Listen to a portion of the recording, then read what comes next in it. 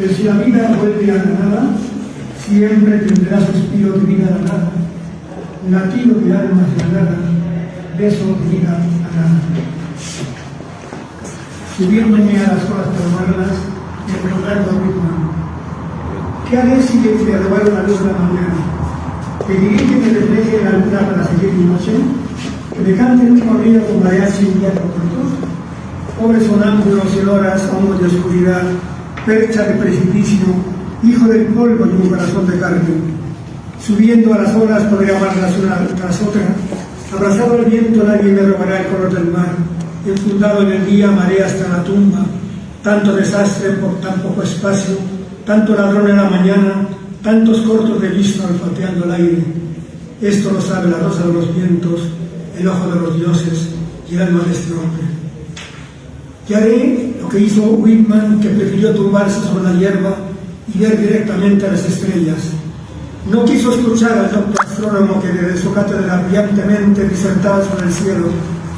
Les llega tu mirada y mis palabras se enredan en ella, mientras sigo en mi irreprochable teorema sobre la hipotenusa de la existencia y las estructuras reticulares. Me siento confundido porque el fuego que escondo nada tiene que ver con las paradojas del libro, ni con tus ojos claros que se ríen de mis armónicas filosofías. Whitman se tumbó en la hierba para ver directamente a las estrellas y yo no sé cómo resolver estas imperfectas ecuaciones. Junto al mar nací, en un mes de junio, con el rumor calmoso de la lluvia, días de hambre y de guerra en las vías gallegas, donde el sol muere muy tarde. Dormiré mi último sueño más acá, donde la tierra se hunde, haciéndose agua pacífica, y el horizonte es un sol rojo. Si Vallejo quería morir en un París como el aguacero, en cambio yo moriré junto al mar cuando la luna se vaya con la noche, en el silencio matutino de la playa con la luz que al nacer me dejaron las estrellas. Emoción histórico-filosófica. ¿Qué fue primero? ¿El pedernal o la chispa? Pregunta el oráculo de la diosa. ¿El sol o la luz que quema y que da el sal? ¿El fuego o el rayo que lo produjo? Con religioso temblor, Heráclito defiende el suspiro a los fuegos de niño. ¿Cómo puede quemar o sacar chispa lo que por dentro tiene fuego? Las espadas no matan si no lleva la fuerza del guerrero y la sangre de la guerra. La guerra de todos es padre, de todo rey. El fuego es lo primero. Todo lo que arde en el fuego vive y en el fuego eterno arden los dioses. Fuego siempre vivo, prendido según medida y apagado según medida. Parménides no puede ver que el fuego todo cambia, que todo fluye en el conflicto y en ciclos con retorno siempre vuelve. Me quema el deseo mortal de dar la vida, la prisa por saber lo incuestionado, el abrazo que dice que ama y que me deja solo otra vez cuando ya ha sido. La rabia, la venganza también es fuego, la palabra mordaz a mí me queman como arde en la boca del beso amado. Oh Prometeo y Hefesto, quemadme con el fuego de los dioses, soy todo suyo. He gritado por la burla cruel de los efesios a una vida escrita en aforismos. Se fue al río Caísto a bañarse 2 veces en la misma agua, con distinta agua. Entraba y no entraba, estaba y se salía, pidiendo se apaciguase el dolor que le quemaba, con su venia a los pies de Artemisa dejó lo escrito. Para invocar la fuerza telúrica del origen de respirar el vapor que purifica, de la luna donde ha subido, eufórico canta, brinca, danza en Pelocles, que ha bebido 3 botas de vino de Sicilia, da un traspié y cae gritando ayuda al Dios que le llamó para ser su profeta, poeta, mensajero. Bebo porque me adentro duele el mundo y quiero que se ahoguen con verdad todas mis penas. Bebo porque vivir es un tormento, aunque mis lágrimas parezcan risa y baile. Y bebo contra el destino que me marcó la ruta. Con pasión deseo que mía sea y no perderme en el tiempo del amor que todo lo consume. No me culpen, mi exceso es la mujer que ama a otro y que vacío el dolor y odio me ha dejado. Y en Pelocles dijo adiós a las cantinas, a las continuas bacanales, a los versos de amor y sexo, a los que con él aguaban penas. Adiós a este mundo traidor e incomprendido, adiós a las 4 raíces de todo lo existente, al poder limpiador de alcohólicos vapores, adiós al delirio, decir, sobre los elefantes rosas, las Venos femeninas, las lunas reflejantes, adiós a la dignidad que no les salva. Cuando se hundió los gases ardientes del volcán, Baco no huyó a las imprecaciones del filósofo poeta Berlejeto. Hay revuelo en Atenas, licenciosos, malvivientes, disolutos, etéreos en montón, aliados maridos y huéspedes de riqueza hermosa, jóvenes peripatéticos y viejos platónicos, han llegado a las puertas de la escuela de Epicuro, quieren saber si es cierto el anuncio pregonado. El placer es el fin del principio de la vida feliz. Se admiten mujeres prohibidas en la academia y liceo. Ahora pueden gozar de la clase de filósofos ambos. Los libertinos, carátulas, violadores, depravados, los sin freno, no tienen entrada libre en el recinto. En el jardín no hay goce desmedido ni comilonas frecuentes. Hay besos, abrazos, blancas sonrisas, un vigandía, criándolos para el saber 100% natural. Si varica del placer se incumple por las cosas, al cuerpo y al alma lo que pidan con mesura. Del atomismo de Demócrito entendí que las sensaciones madre de la idea y que vacío y azar son posibles según la naturaleza de los objetos. Cada mañana tomé prudencia, la medicina que hay que beber sin medida. Mientras vives no ha llegado la muerte, y cuando llegue tú ya no vives.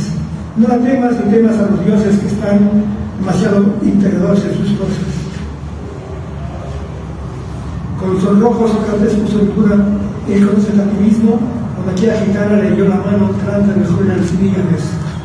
Para el filósofo ateniense, Antipa ya no es la moza de la que se enamoró un viernes de líquidos juegos, ya tiene 50 años, está gorda y dejó de oler a lento, así llamando a su manera. En cambio, Alcibiades es un gallardo e inteligente joven que al verle el corazón de Sócrates agita la entrepierna. A la gitana se entrega Mediterráneo y sigue su camino preguntando a sus discípulos si el amor está siendo prisionero entre belleza, justicia y verdad, como de joven le enseñara Diotima y Mantinea acerca del amor supremo, rebosante de bello sexo platónico. Pasión ético-política. No sé qué hacer con tanta muerte desde el río hasta la mar. Esta noche me sacuden ruidos extraños, un mar de gente gritando entre las piedras y se arman batallas misteriosas, donde vencen los que no pierden nunca. No sé qué hacer con tanta muerte, muriendo por mis venas, y quiénes son los que han llegado hasta mi sangre a regalar su vida. Por eso, hermanos, prestadme al menos vuestro grito, para pagar el espanto que sube de la tierra. Lucharé con ustedes y todavía hay esperanza. Prestadme el corazón que al mundo reventará muy pronto, y debo seguir viviendo para acosar a los hombres inocentes que golpean con sus sombras desde el río hasta la mar. Si lleno la garganta de palabras para cantar un himno libertario, allí recibirás en sin alguna y es un pulmón en mil lenguajes. Si doblo el corazón para quejarme del hambre y del dolor y de la guerra, llegas tú también gritando entre los pobres la horrible realidad tan enemiga. Si llego hasta el mar, allí me inundas. Y si voy hasta la luz, soy como un niño. Cantas conmigo el mar que no acaba, si soy mi corazón con todo el amor. Larga este cuerpo de Dios, surcada de rocas y de venas, pero tierna como niño tu mirada, por eso soy contigo la corriente de versos agujeros y de fraguas.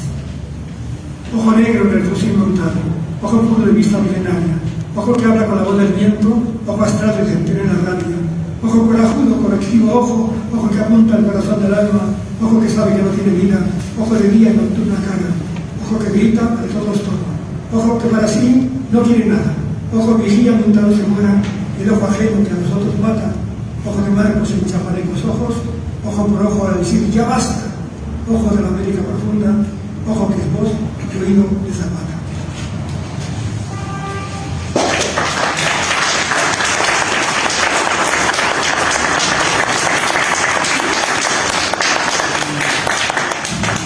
Muchas gracias, doctor presidente.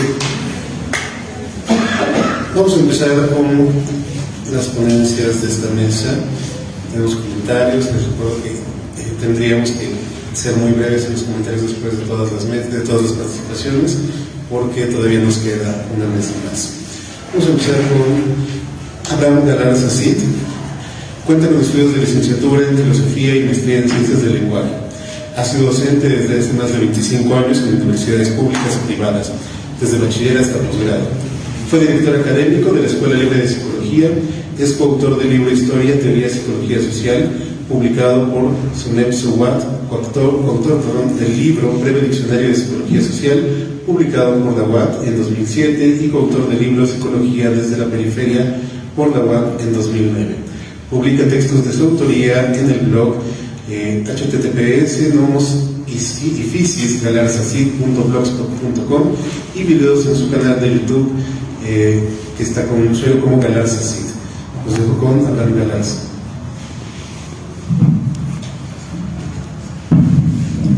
Muy buenas tardes, y me gustaría compartir mi alegría de estar con el doctor Carrera. Es una persona que me formó, es una persona que siempre tuvo paciencia con todos sus alumnos para darle algo de lo mucho que él sabe, y qué bueno que sigue aquí dando batalla con sus poemas muy bellos, muy conmovedores. Bueno, muy brevemente, yo tengo una ponencia que se llama Literatura y Poder, en la que contemplo a varios autores, pero ahora solamente voy a tratar de uno. El presente ensayo tiene por objetivo explorar una serie de ficciones literarias a través de las cuales una vivencia que parece sumamente subjetiva comienza a delinearse con claros contornos, de experiencia de miedo y resignación frente al poder. Proponemos que voy a tratar nada más, que es Elías Canetti. También en mi trabajo completo está Kafka, Robert Musil, H.G. Wells y Bertolt Brecht. Elías Canetti, escritor hebreo español que vive dentro de una cultura cosmopolita en los últimos días del Imperio Austrohúngaro. Realiza un singular ensayo sobre psicología de las colectividades, masa y poder, donde se expresa a través de ilustrativas metáforas sobre el poder y quién carece de él. Para él, la mayoría de los individuos se caracterizan por el miedo a la muerte y el contacto con extraños. Solo dentro de la masa hay seguridad y su temor se desvanece. Para que su seguridad sea permanente, inventa un sacrificio ritual. Lo cito: un león que persigue una manada de gacelas, todas juntas huyendo de miedo ante él, termina su persecución apenas consigue atrapar a uno solo de los animales. Este animal es ofrenda, en el sentido más amplio del término. Proporciona tranquilidad a sus compañeros de manada. No bien el león tiene lo que quiere, y no bien ellos lo advierten, el miedo disminuye. Si las gacelas tuvieran religión, si el león fuese su dios, le pondrían, para saciar su avidez, una gacela por propia iniciativa. Otra de sus esclarecedoras metáforas es la del gato y el ratón. El gato atrapa al ratón. Libre de la garra del gato, por momentos se crea la ilusión de libertad y con la posibilidad de escaparse. Mientras que el gato no se lo come de inmediato, solo juega. El espacio donde momentáneamente camina libre el ratón está delimitado por el caso de garras para llevarlo en el momento que desee a sus mandíbulas. No obstante, la vida del poderoso no es nada inmediato, como sucede en su auto de fe. Un intelectual brillante, pero con una vida cotidiana atroz, deviene en un emperador que reina sobre sus libros, a los que adiestra para una batalla, amargar el paranoide, vive imaginando que hasta su propia sombra es un enemigo. La literatura como esclarecimiento de la vida cotidiana. Una persona común y corriente como nosotros un día se encumbra en las fuentes del poder. El hombre como mujer de poder nunca había recibido tantos honores y atenciones. De su consentimiento depende que otros tengan el pan diario en su hogar, además de ocio y otros elementos cotidianos que son el telón de fondo sobre el que transcurre la vida cotidiana. Todos sabemos la fragilidad de los mecanismos que nos hacen llegar esos bienes, las normas tan arbitrarias que regulan su distribución. Así que, a través del culto a su persona, nos queremos asegurar de su presencia en nuestro hogar. El poderoso ahora ya no quiere dejar de serlo, pues también ha sentido el peso de la garra del gato encima de él. Así que busca asegurarse del monopolio de esos bienes, de su autoridad, para distribuirlos él y su familia durante mucho tiempo. Así que instaura el juego del gato y el ratón. Sus subordinados siempre deben tener presente que todo lo que poseen y disfrutan lo pueden perder si él o ella lo desean. Así constantemente los someterá a pruebas de fidelidad, obstrucciones y restricciones que constantemente les recuerden que pueden ser devoradas, que si disfrutan de algunas libertades es porque aún no se ha aburrido de ellos. Los subordinados son como el rebaño de gacelas, cansadas de tener miedo y con el afán de congraciarse con el poderoso, delatan los movimientos sospechosos reales o imaginarios de sus compañeros.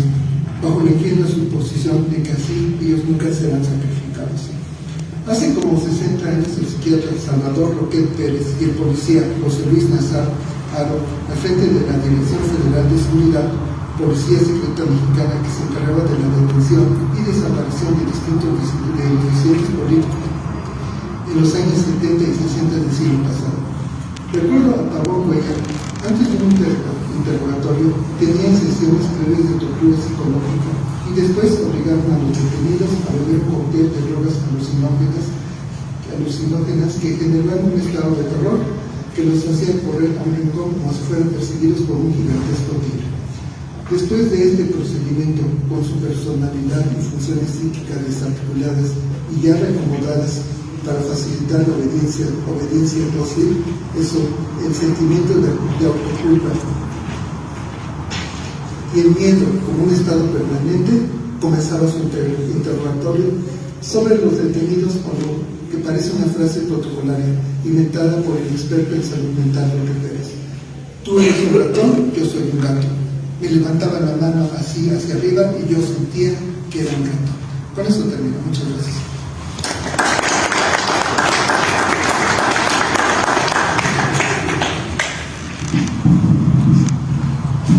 Continuamos con Borges, Perplejidades Metafísicas, por el maestro Fernando Morales Cruzado. Es escritor y crítico poblano, se asume como lector de Borges, parte de la secta del Fénix y miembro de la Sociedad Clonista y un par de sectas aún más peligrosas. Entonces dejo con el maestro Fernando Morales.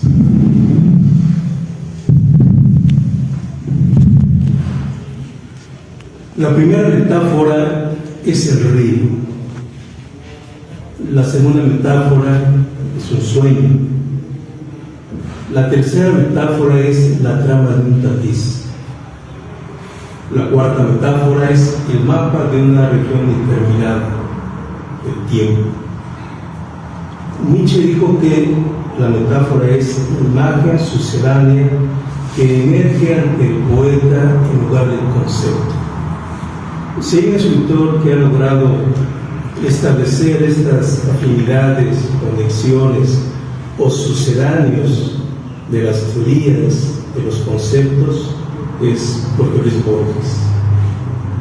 Borges en su narrativa conjuga las imágenes para crear sus ficciones, pero imágenes narrativas que parten de ideas tomadas prestadas de la filosofía. Borges, tal vez de manera audaz o imprudente, llegó a decir que la filosofía y la teología son formas de la literatura fantástica. Hemos encontrado, o se encuentran, entre las diferentes referencias con las que Borges trabaja sus ficciones, a Platón, San Agustín, Berkeley, Averroes, pero sobre todo Borges refiere la admiración, la profunda admiración que tiene por Schopenhauer. Él decía que Schopenhauer acaso sea el filósofo que descifró el universo. También decía, pocas cosas me han pasado en la vida y muchas se la he ido, pero pocas cosas más dignas de memoria que el pensamiento de Schopenhauer. Las metáforas a las que he aludido son parte de todo el compendio de metáforas. No son muchas las metáforas que se trabajan en la literatura, pero particularmente quise elegir las 4 señaladas para ilustrar cómo Borges, a partir de las imágenes de la narración, nos está dando ideas que toman de los filósofos y que se encuentran de una manera un tanto soterradas, a veces más evidentes, a veces más sutil en sus narraciones. La primera metáfora, el río, es el río Charles frente a Cambridge, en Boston, ante el cual un Borges de 70 años se encuentra con un joven Borges de 19 años, para quien el río es el Ródano y Ginebra. El cuento El Otro nos permite ilustrar, o le permite a Borges mostrar cómo ese joven que creía en una literatura comprometida y que llegó a escribir unos himnos rojos celebrando la revolución en Rusia, a los 70 años es un hombre que ha tomado distancia y que tiene ideas más relativas a que la literatura se refleja como parte de un pensamiento más amplio, como la filosofía, pero a la vez el compromiso de la literatura es con la propia literatura. Es la primera metáfora, el río. En la siguiente metáfora, el sueño. El sueño es el del forastero que desembarca en la unánime noche y que nadie lo ve llegar a un puerto, a una playa donde hay unas ruinas y se encuentra frente a dichas ruinas con un propósito que le anima. Quiere soñar un hombre e imponerlo a la realidad. Esta tarea es tan ardua, dice el relato, como tejer una cuerda de arena o amonedar el viento sin cara. Es una tarea imposible, pero será imposible. En el relato, el forastero logra, a través de sucesivas noches, logra crear un hombre y logra imponerlo al mundo real. Pero antes de que lo imponga al mundo real, el forastero le infunda el olvido a su creación, al hijo de su conjetura, de sus sueños. Le infunde el sueño para que él, en la vida real, no sepa que es producto de un sueño. Eso posiblemente que muriera ese hijo de su empeño. A lo largo de la narración vemos que este hombre que ha logrado conferirle a su ensoñación vida en el mundo real, al final acepta con resignación o con estoicismo la muerte. Hay un incendio en las ruinas del que se ve preso, pero cuando él advierte que va a morir, se da cuenta de que las llamas no le hacen absolutamente nada, acaso porque también ha sido soñado. La tercera de las metáforas es la trama de un tapiz. En el tejido de las historias que postulan o que postula Borges, encontramos que intervienen en una de sus narraciones personas reales o personas que se tornan personajes, ¿no? El cuento Tronus Barra Vespertius nos permite situar a Jorge Luis Borges y a su gran amigo Bioy Casares, que están platicando en torno a la posibilidad de escribir una historia, una novela, que sea escrita en primera persona y cuyo narrador omita deliberadamente hechos para que el lector al final vea que la trama es atroz o que puede ser trivial, ¿no? O sea, puede ser las dos cosas, ¿no? O sea, Borges anticipa lo que va a escribir o lo que está escribiendo. El cuento que se nos está escribiendo puede tener un final atroz o un final absolutamente banal. Bueno, en ese cuento, Bioy Casares cita una frase que es muy recurrente cuando se comenta a Borges. Bioy Casares dice que la cópula, no recuerdo bien la expresión, perdón. Los hombres Los espejos, los espejos y la cópula son abominables porque reproducen a los hombres, ¿no? Que esto es lo leyó Bioy Casares en uno de los heresiarcas de Bar, que aparece en el 10º tomo de la Enciclopedia Británica. Y entonces, cuando buscan la cita, no la encuentran. Finalmente, Borges da de manera un tanto fortuita con el tomo 11º de la Enciclopedia Británica y encuentra precisamente ahí la cita a ese territorio que ha sido inventado por una secta que está, digamos, confabulando para crear un país que se llama Bar. Pero esta secta se ve ampliada por otros integrantes con mayor ambición, que deciden que no basta con crear un país, hay que crear un mundo. Y entonces pasan de Bar, que es solo un país, a crear Tlön, que es un mundo habitado por espectros o habitado por sueños, un poco esos hombres creados en las ruinas circulares, digamos, se tornan reales en el mundo de Clon. Y entonces aparece acá una especie de secta de la que son partícipes el propio Borges y su amigo Luis Cáceres.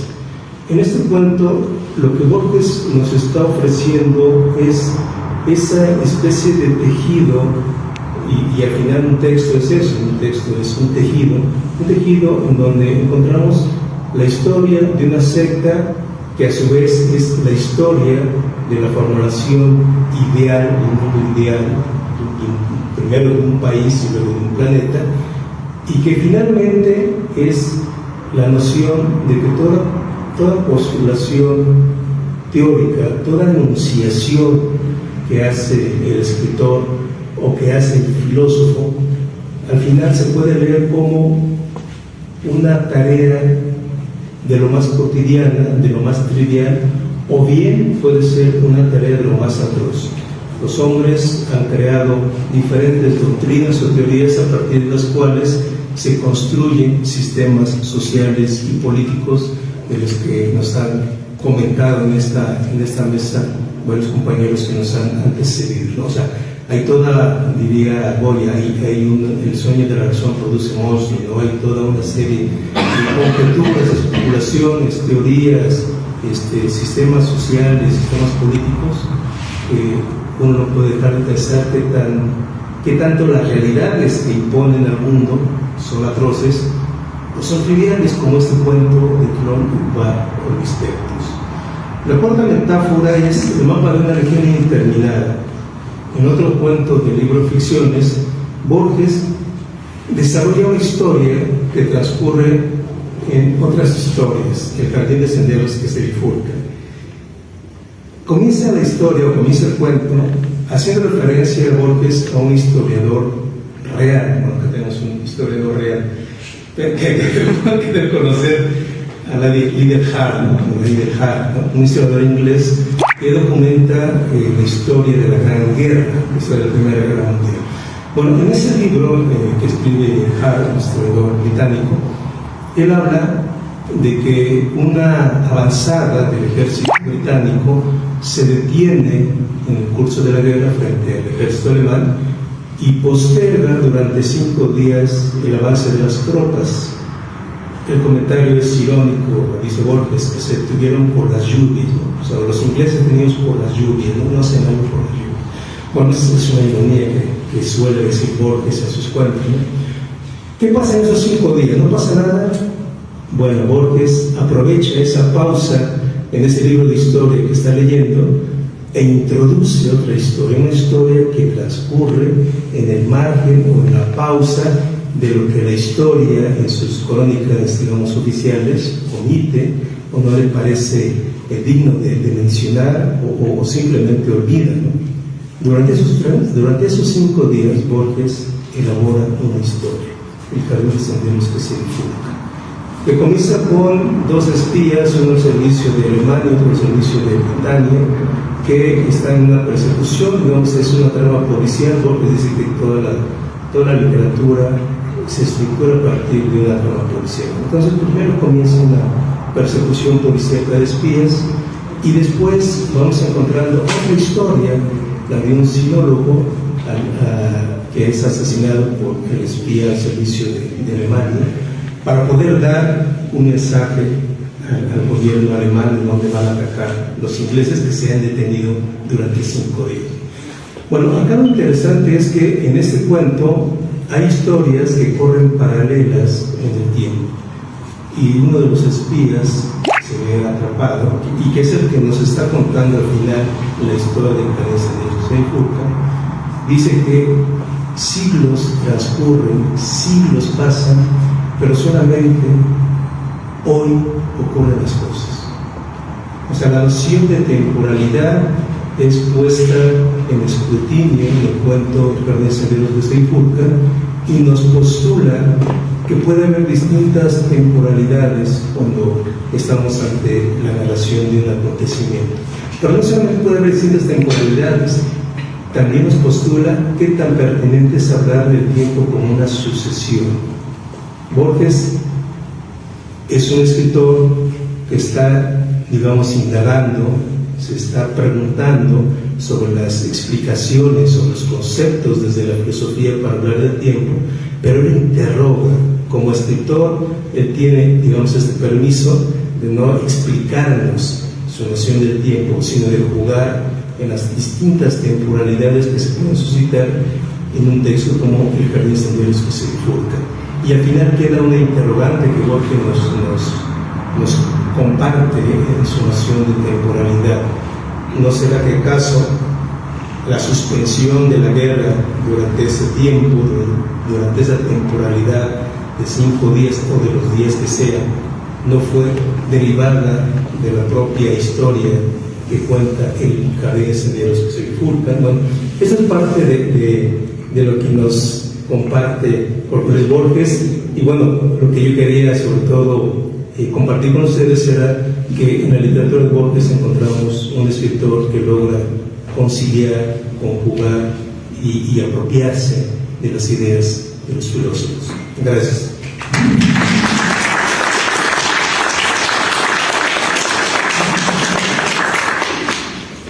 Continuamos con el doctor José Carlos Velázquez, es doctor en Historia por el Instituto de Ciencias Sociales y Humanidades Alfonso Vélez Quiero, y es ante todo un lector curioso que disfruta de la palabra, ya sea en la prosa, ya sea en el verso. ¿Doctor? Gracias. Buenas tardes a todos. Es un gusto estar en esta mesa con el maestro Vicente Carrera, un taller amigo que no veía hace mucho rato. El maestro no lo conocía, pues un gusto contactarlo. A Humberto Sotelo también, que otro que no lo veía, y estaba comenzando a dar oportunidades. Tenemos también a Fernando Borges Morales Cruzado, con quien he compartido algunas mesas también. Siempre acabamos coincidiendo en algunas cosas, como se verá en este momento. Esto que escribí se titula El lenguaje del día a día del aula y trata de reflexionar sobre ese problema que enfrentamos los profesores cuando encontramos reticencia a los alumnos hacia la lectura. El aula es, por excelencia, el espacio en donde el lenguaje se pone en acción. Imaginemos por ese momento en el que alumnos y maestros se encuentran. Las expectativas de uno y otro han despertado. El performance está a punto de iniciar. De su desarrollo depender el éxito o el fracaso de la clase. Si lo primero, el alumno saldrá con nuevas ideas, inquietudes, emocionado, con ganas de indagar más allá de lo mismo. Si lo segundo, el tedio y la sensación del tiempo perdido a la claridad, el desencanto se sumará a la frustración. No es solo la comunicación oral y visual, las ideas, pensamientos, emociones, que de ello se trata, se acompañan con la entonación de voz, con sus registros, con la elocuencia y el recurso de figuras retóricas. Si el maestro ha reflexionado sobre esa maravillosa herramienta que tiene, que todos tenemos, aprovechará ella para desplegar entre los alumnos los conocimientos objeto de su materia. Muchas veces suele decirse, lo que importa es el fondo y no la forma, el conocimiento y no la manera en que se imparte ese conocimiento. Esto no es exacto. Forma y forma se complementan. Lo que se dice y cómo se dice nos dan un diagnóstico de cómo se piensa y también del capital cultural con que se cuenta. El lenguaje es esa herramienta y poco se reflexiona sobre ella. Objeto de la filosofía del lenguaje son su naturaleza, uso y significado. ¿Qué es el lenguaje? ¿Cómo se relaciona este con la realidad? ¿Cómo se construye su significado? ¿Qué relación hay entre el lenguaje y el pensamiento? Son preguntas que el hombre ha forjado el transcurso de su historia, en su tránsito de una cultura basada en la oralidad a otra que lo hace en la escritura. Somos lo que pronunciamos y la manera en cómo lo decimos. Aquella sentencia bíblica, por sus obras los conoceréis, bien podría tocarse por suave escritura los conoceréis. Si reflexionamos sobre el lenguaje, es porque somos producto del lenguaje, y eso que parece una tautología es lo que nos da razón de ser. Estas palabras intentan reflexionar sobre la manera en que podemos enriquecer.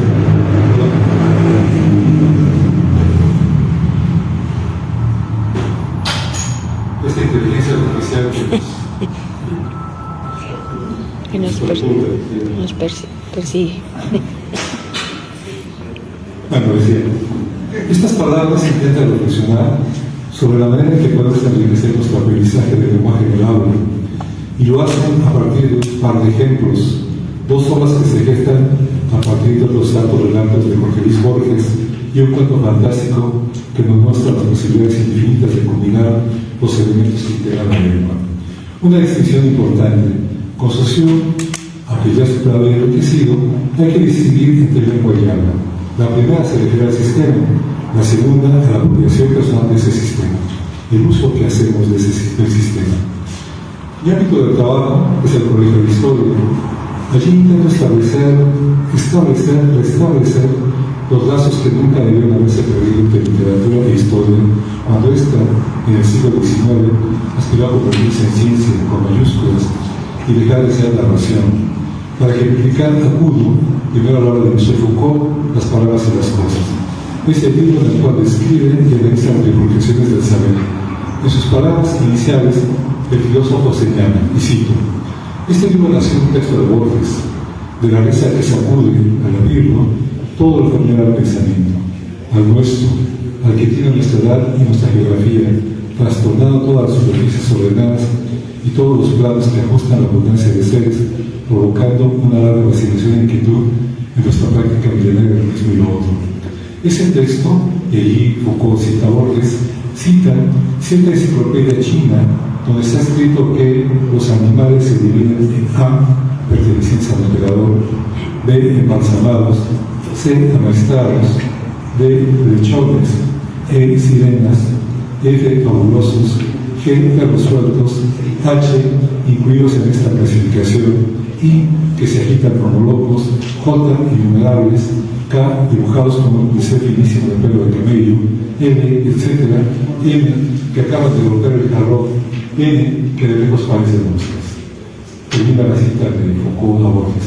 En el asombro, continúa él, en el asombro de esta taxonomía improbable, pero posible gracias al lenguaje que añado yo, lo que se ve de golpe, lo que por medio del apólogo se nos muestra como encanto exótico de un pensamiento, es el límite del nuestro, la imposibilidad de pensar esto. Esta taxonomía no puede, sino en efecto, causar risa en un primer momento, pero apenas reflexionamos sobre ella, aparece el asombro. Esto, palabra que en el texto de Foucault está en cursivas, no puede ser. Rompe nuestro pensamiento y sus límites. No obstante, el texto de Borges es de la intención, un espejismo creado con palabras. Cito ahora otro ejemplo para intentar luego cerrar la pinza de esta reflexión. En el arte de la biografía, entre historia y ficción, escrito por el historiador François Doucet, escribe lo siguiente: la biografía se ha convertido a lo largo del tiempo en un discurso de auténtico y remite una impresión de veracidad de parte del biógrafo.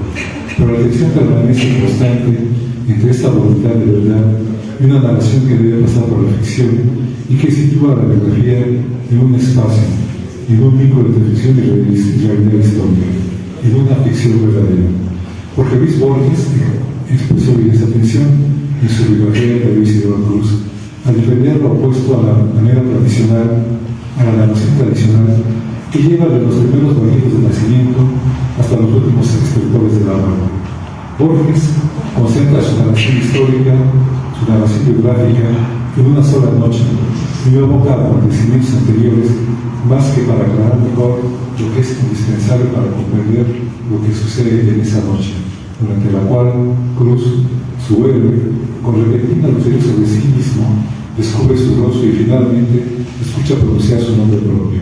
Cualquier destino, por largo y complicado que sea, consta en realidad de un solo momento, el momento en que el otro sea para siempre quien es. Fin de la cita. En ambos casos, como se podrá advertir, las ficciones de un solo autor, el argentino Borges, provocan la escritura, o al menos el inicio de la escritura de sendos libros de autores franceses, Foucault y Doucet. El poeta autor de ficciones ha sido dolido de una forma tal que obliga al cuestionamiento de formas tradicionales del pensar occidental, la clasificación, la taxonomía de los seres vivos y la construcción de la biografía desde otro enfoque, por largo y complicado que sea, el estilo de un hombre, consta en realidad de un solo momento. Ese momento, habrá que repetirlo, en que el hombre sabe para siempre quién es. Leídos ambos textos en el aula, en parte al menos, resulta obligado conocer como denominador Borges, un estudiante de historia, rara vez cruza los umbrales de su disciplina, y cuando lo hace, un universo de posibilidades y significados aparece en su deseo. De Borges es también ese relato en el que, cito, una estrella de condensador fulgor, cierra comillas, le revela al protagonista Borges el inconmensurable infinito, el ave.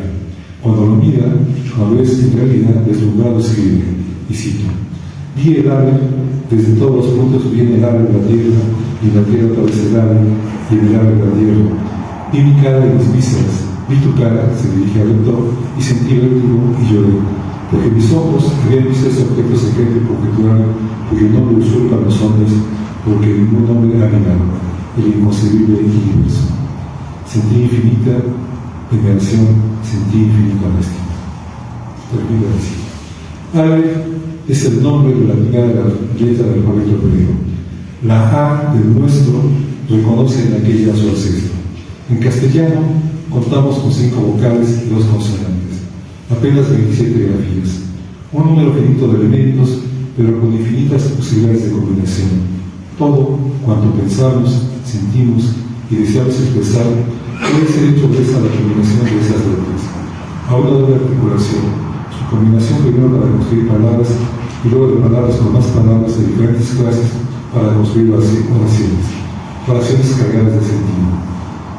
Es una de las primeras reflexiones obligadas en el aula, que tan evidente pasa inadvertida. Así pues, estamos hechos del lenguaje. El lenguaje nos constituye. Hacer de esta reflexión un punto de partida para que los estudiantes tomen conciencia de la herramienta que tienen y que deben perfeccionar es fundamental para su futuro quehacer profesional. No es una cuestión de corregir un estilo en la escritura, es una tarea en la que se encuentra el pensamiento y su expresión, el aprendizaje de la lectura a profundidad y una escritura que se mueva con fluidez entre los argumentos, las descripciones y la narración no son fáciles, pero son los objetivos por alcanzar. Los historiadores, pero no solo ellos, trabajan, cierto, con datos, documentos, indicios, pero a la hora de presentar los resultados de su investigación deben hacerlo de manera escrita. La escritura se convierte entonces en el talón de Aquiles. Solo si nuestros estudiantes en el día a día se preguntan qué es el lenguaje, cómo se relaciona este con la realidad, cómo se construye su significado, qué relación hay entre el lenguaje y el pensamiento, y dan respuesta a ello, ingresarán, acaso sin saberlo, a preguntas que la filosofía del lenguaje puede responder.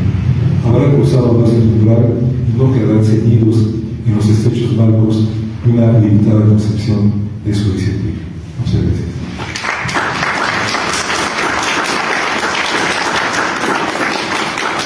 Cerramos esta mesa de filosofía y literatura con la participación de Humberto Sotelo. Él es director y fundador de la revista Crítica de la UAP. Ha sido director de las librerías universitarias de la UAP, investigador del archivo histórico y del programa de estudios universitarios. Con un aplauso, doctor.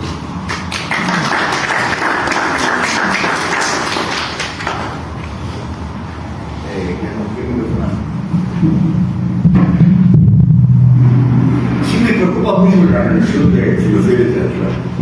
Yo creo que este debate, bueno, es un foro interesante, maestro, pero antes quiero felicitar a maestro Vicente Carrera. Es una grandísima, antes que nada, nunca entendió por qué se dice antes que nada. Maestro, muchas felicidades, esperemos que siga su producción poética y sus reflexiones. Es un hombre que ha sabido romper la barrera entre filosofía y literatura. Muchas felicidades, maestro, queremos que siga produciendo. Voy a tratar, bueno, de brincarme muchas cosas, traería una ponencia larguísima, pero el tiempo parece, ya cuando llegan los 2 minutos o tiempo agotado se terror.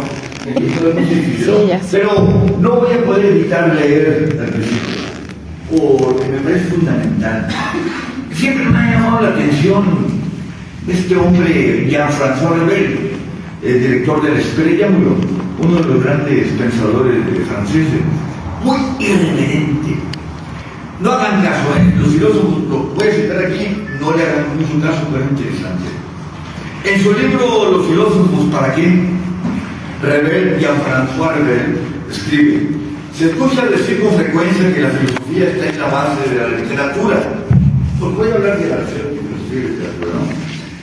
De nuestro tiempo. También se escucha deplorar a menudo demasiada metafísica en escena en la novela, gimen los defensores de la literatura.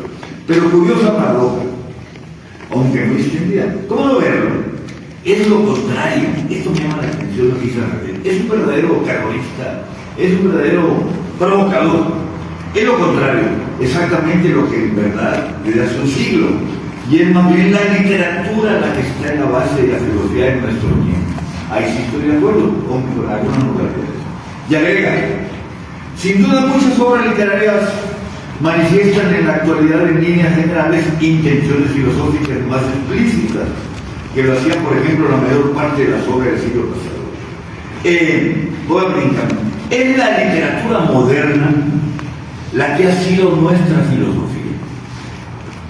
Es la literatura moderna la que ha sido nuestra filosofía. Y lo que ha sido incluso para los propios filósofos.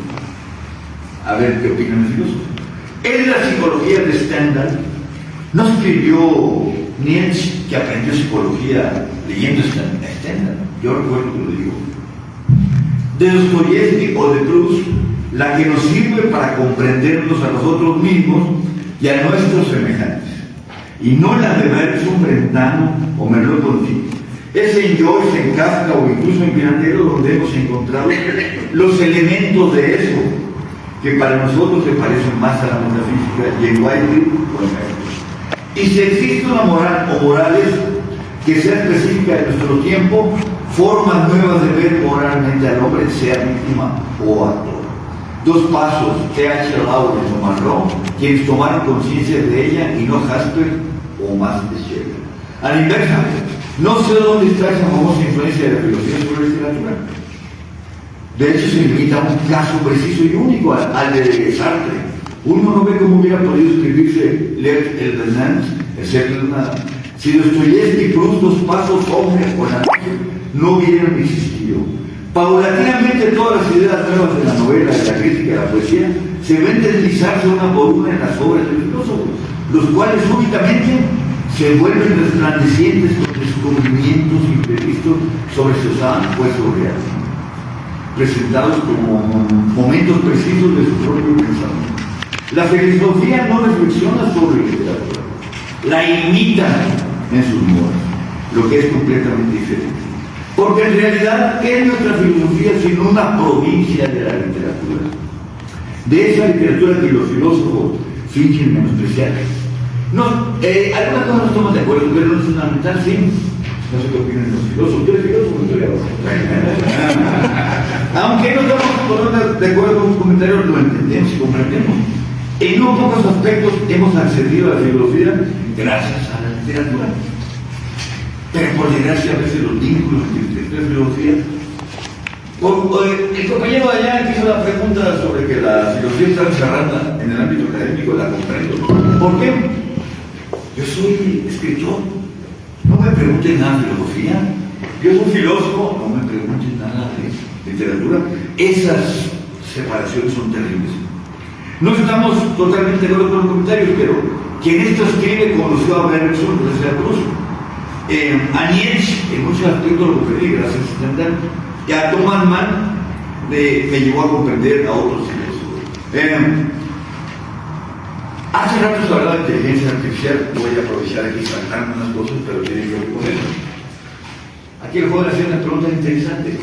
Ciertamente a lo mejor se puede hacer la inteligencia artificial, muchas obras, muchas versiones de una búsqueda de tiempo perdido. Pero lo que yo me pregunto, ¿irá una máquina a componer, a construir, a la búsqueda de tiempo perdido a raíz del impacto que le produce una Magdalena?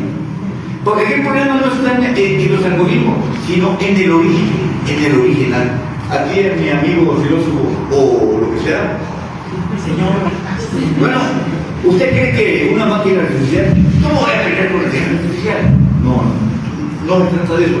Pero el origen del tiempo perdido de Proust no es la lectura, miles de inputs, como dirían los expertos de la inteligencia artificial, sino la lectura de Bergson por un lado, su tradición familiar, su relación con la aristocracia y el impacto de la Magdalena. Ese panecillo, esa empanada que le gustaba mucho a los franceses. Ahí surge la búsqueda del tiempo perdido. Surge de manera, con una profusión que nada lo detiene. He leído las traducciones, bueno, a lo mejor ahí podemos estar de acuerdo.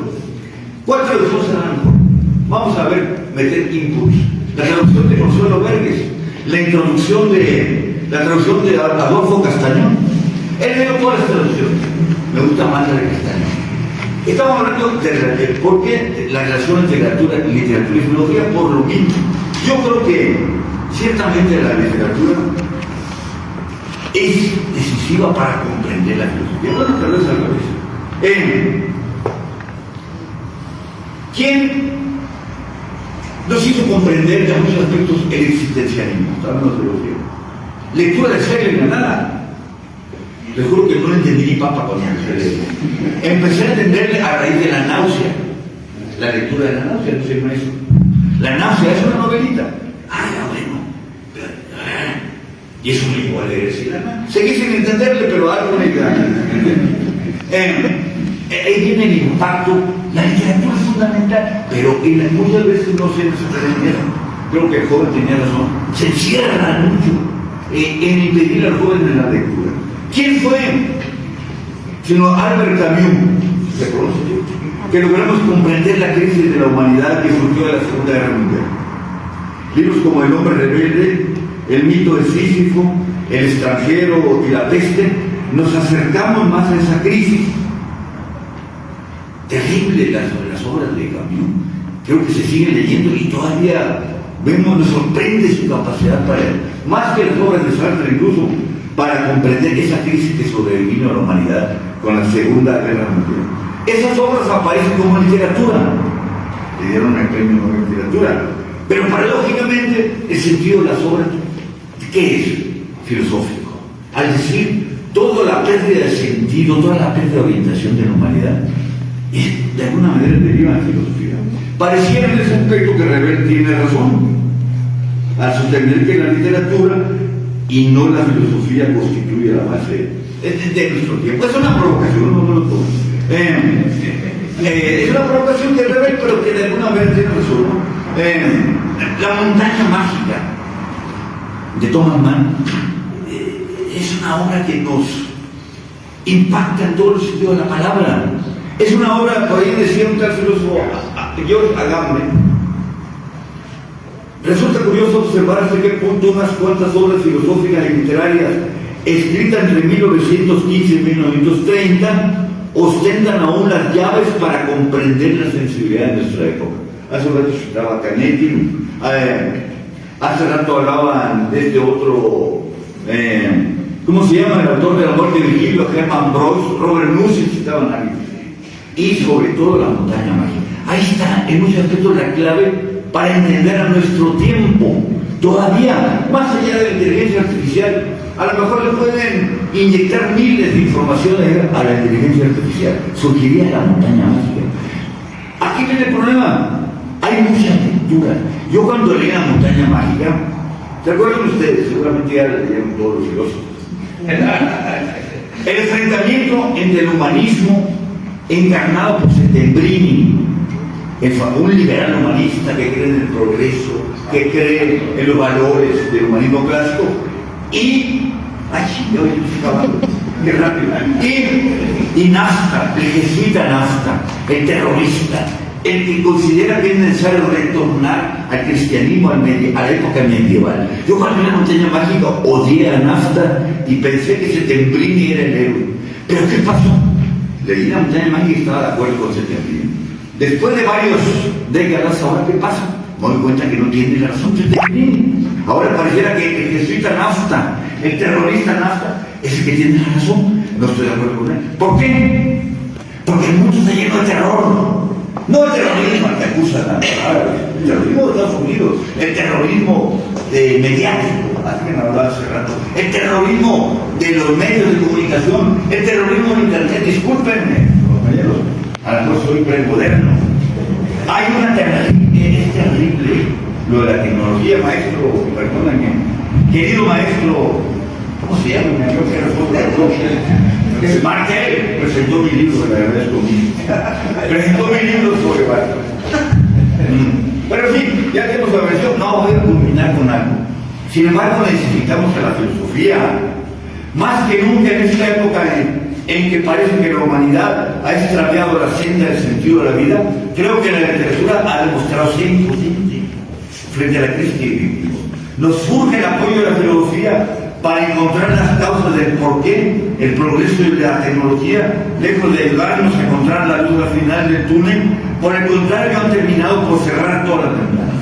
En ese sentido, parafraseando a Marx, espero que no se lo hagan amigos de Morena, pero en sentido inverso podríamos decir, la tecnología y en general el conocimiento ya han cambiado el mundo. Ahora falta que los filósofos nos ayuden a saber por qué la humanidad está al borde del colapso, para que así podamos transformarla. En el libro El porvenir del hombre, ya voy a terminar, Teilhard de Chardin, que casi no se estudia en filosofía, escribió: la historia humana se desarrollaría enteramente en el intervalo comprendido entre dos puntos más críticos. Un primer punto inferior y elemental, y un segundo punto superior y noosférico de reflexión. Hablando biológicamente, la humanidad no se terminará, no hallará su equilibrio interno más que cuando haya a sí misma centrada psíquicamente. Podríamos decir, mejor filosóficamente. Curiosamente, la noosfera de la que habla Teilhard de Chardin, muchos dijeron que es Internet. No es conocimiento, es como una especie de estratosfera o de atmósfera. La tesis de Chardin, la humanidad va a la noosfera. Esa noosfera es Internet. Dios quiera que no, y la Virgen lo va a cuidar que no.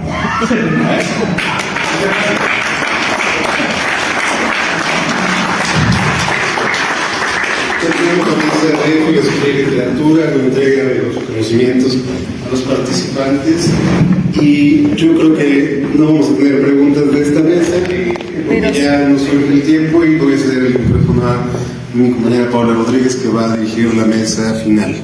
Sí, pero antes... No, nada más. Mira, a nombre del minutero, de Eco del Espejo, del espectáculo, de todo el equipo, queremos regalar esta. No vino mi querido Tirso Castañeda, pero hizo una obra que se llama Filoso Fondo, ¿sí? Y con muchísimo cariño. Gracias.